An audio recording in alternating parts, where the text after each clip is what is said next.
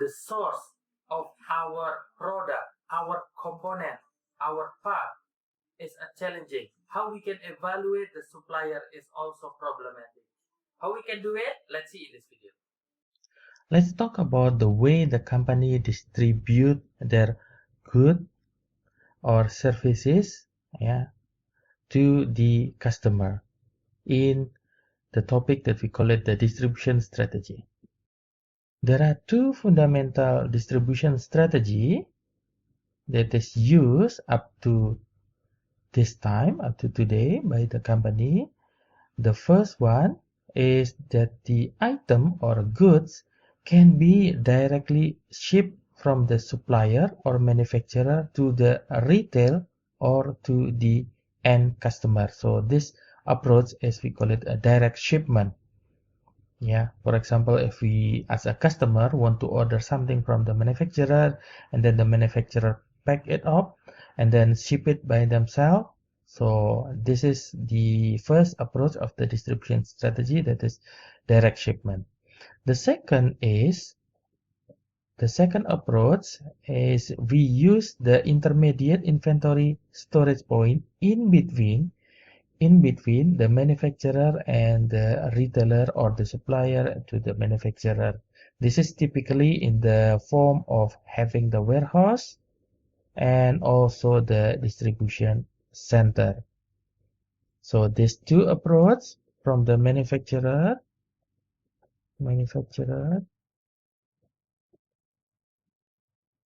the first approach is directly to the customer, it's the direct shipment, or they will have some intermediate storage point then going to the customer. So there are several issues related with the warehouses that we have to consider whether the manufacturing strategy is make to stock or a make to order. So when make to stock, it is possible that we have the warehouse, but the make to order, we have to limit ourselves, in using the warehouse.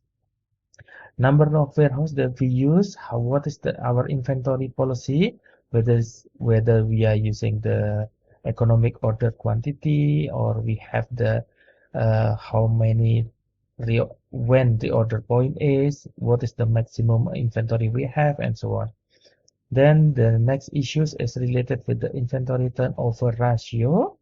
So it determines the size of our warehouse in this case, and then whether our warehouse should be owned by ourselves or internally, or we rent it or owned by the distributor. And this warehouse is owned by single company or by multiple company together. The direct shipment strategy. What is the advantage of this direct shipment distribution is that in this case, a retailer may avoid the expense of operating the distribution center. And also, the other advantage is that we have short lead time because it will ship directly from the manufacturer to the customer.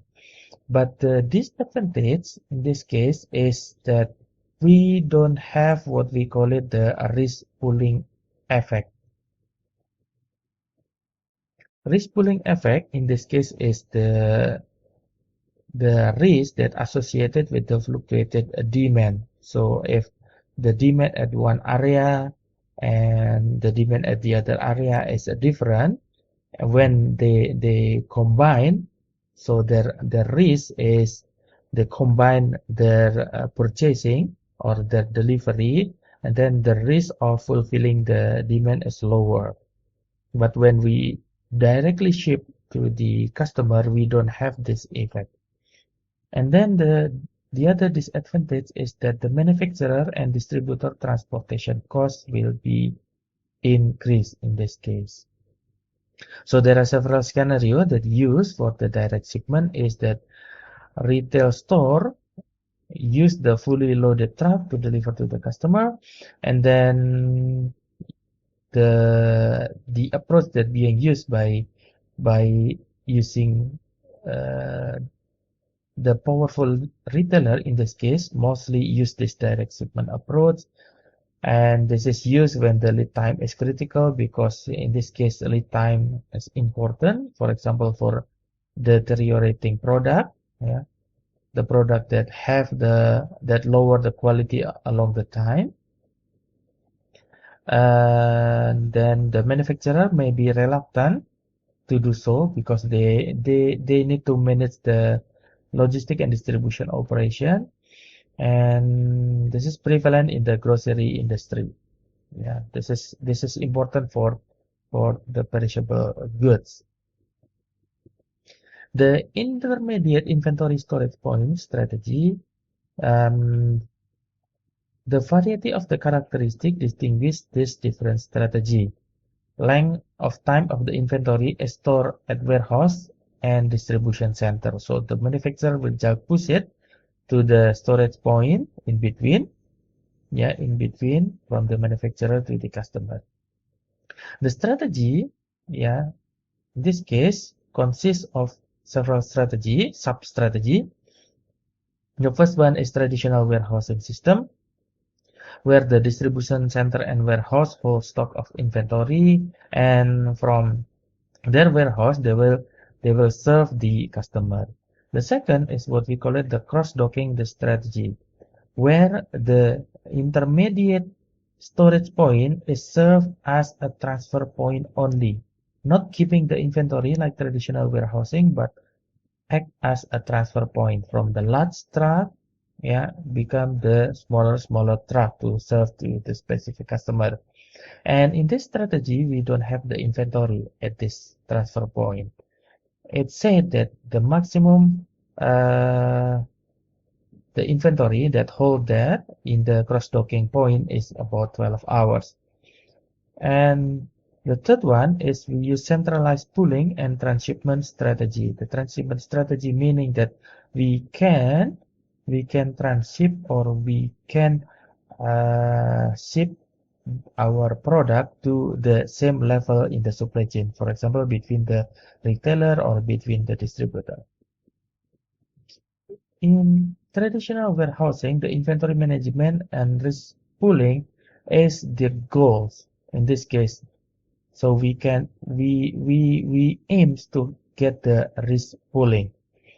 And other factor that also play important role in choosing the traditional warehousing is the centralized and decentralized management, or centralized versus local facility. So let's discuss about this one. So in decentralized system, each facilities identify its most effective strategy without considering the impact on the other facilities in the supply chain. So this is may lead to what we call it the local optimization, because each central position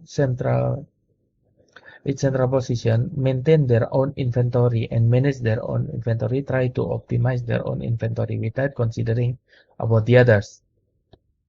In centralized system, the decision is made at central location for the entire supply network. This is may lead to the global optimization. The aims of the centralized system is try to minimize the total cost, all over the system. Yeah. And this need, of course, the coordinated strategy between each location. And if the system cannot be centralized, this is often helpful to form or to make the partnership to approach the advantage of the centralized system. Central and local facilities. In centralized facilities, we employ both fewer warehouse and distribution center, and also facilities are located farther from the customer. It means it's near to the manufacturer. What factor that we should consider when deciding whether to use the central or local facilities is the safety stock, overhead, economic of scale, lead time, in this case, and service, whether this is utilization of risk pooling, Yeah, better with centralized, and shipping better with local, and transportation cost. This is the factor that we need to consider whether we want to use central or local facilities. The cross-docking is first popularized by the Walmart, where the warehouse in this case function as inventory coordination point, not storage point. So this is different function, and the goods or item arrive at warehouse from the manufacturer and then directly transferred to the vehicle that's serving the retailer and delivered to the retailer as rapidly as possible. The goods in this case spend only a small amount of time in storage at the warehouse. This may, yeah, it is said that it is often less than 12 hours. And this will limit the inventory cost and also decrease the lead time of delivery. The transshipment is a shipment the item between different facilities at the same level of the supply chain to meet the intermediate need. If we purchase from the manufacturer, then we cannot get that one as quickly as possible. So we can transship, we can get it from the other retailer, we can get it from the other distributor, for example.